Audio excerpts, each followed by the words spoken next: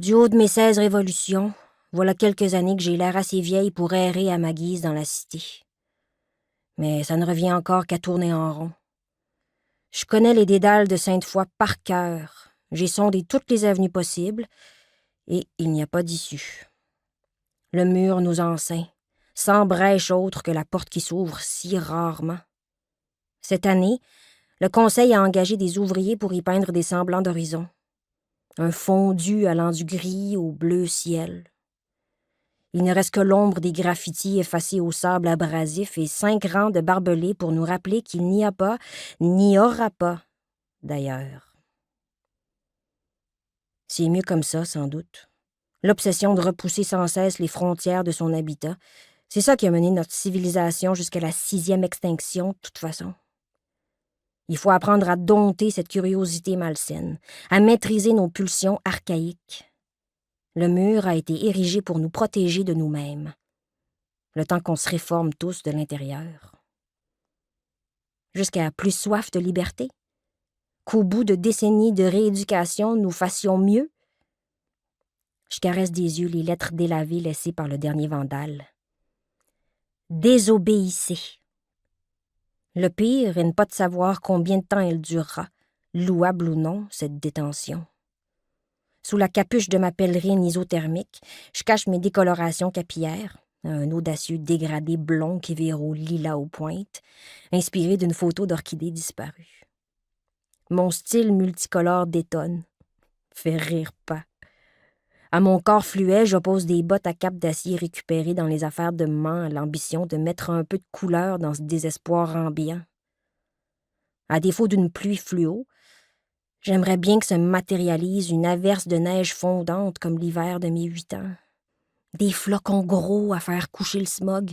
Juste quelques heures, histoire de voir le dernier croissant de la lune, et non juste un halo régner sur nos complexes d'habitation. J'irais me lever tout contre ma fenêtre pour écouter chanter les oiseaux de nuit qui nichent à même les structures des tours cellulaires et des hauts capteurs. Je guetterais leurs échos, qui me distrairaient de mes crampes prémenstruelles.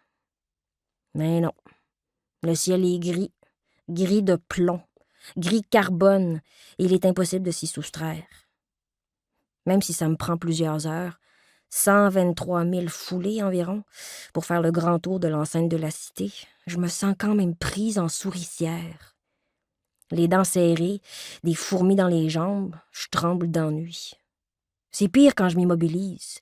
Impossible d'être attentive en classe sans me triturer les ongles, les manches, sans gratouiller la surface du pupitre en faux bois clair. Une petite voix dans ma tête me chuchote que j'apprends du remâché, du vent, des fabrications. Ça m'enrage de perdre mon temps quand je sais que j'ai du potentiel. On me l'a assez répété.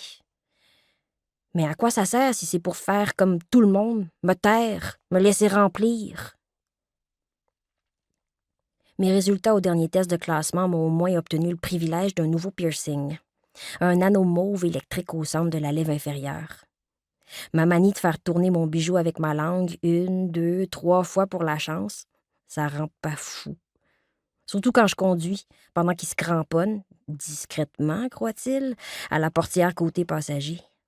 C'est si aliénant, cette illusion de liberté. Avoir le droit de rouler, mais juste à l'intérieur d'un périmètre bien précis. Dire qu'il me suffirait d'avoir le bon code-barre pour avoir accès aux routes menant à l'autre bout du continent, ça me tue. Finn essaie de me convaincre que j'ai juste à me créer un personnage dans Controns les insurgés, que c'est pareil, que lui a conduit son hydroglisseur jusqu'au Labrador. Mais non, j'en ai pas envie.